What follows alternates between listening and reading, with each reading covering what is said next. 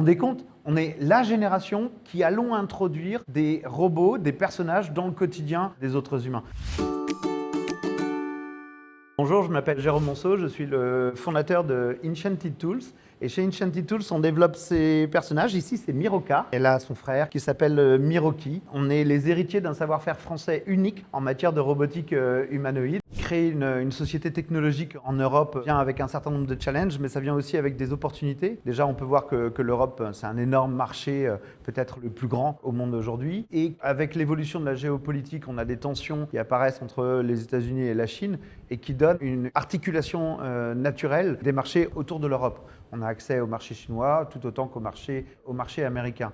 En plus, cette polarisation qu'on voit apparaître permet de démarquer des valeurs européennes dans la technologie qu'on va diffuser, et en particulier françaises. C'est-à-dire une French touch, un savoir-faire, regarder les sujets comme un personnage robot, un robot humanoïde, mais traité avec cette dimension d'humanité. C'est une approche qui est très européenne et qui, au final, est appréciée partout dans le monde.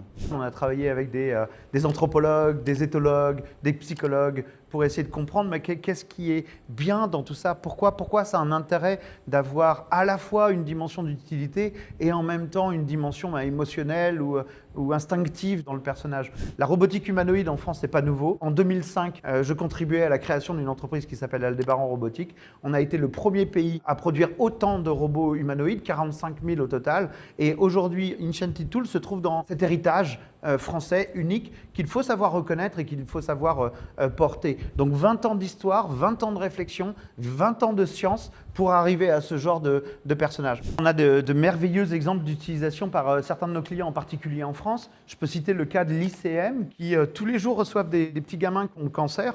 Donc c'est une expérience hyper traumatique d'aller les traiter dans ces bunkers. Et la créativité des équipes soignantes les a amenés à prendre notre matériel, à le mettre dans le bunker, parce qu'on ne peut pas mettre d'autres humains, de manière à créer une présence rassurante.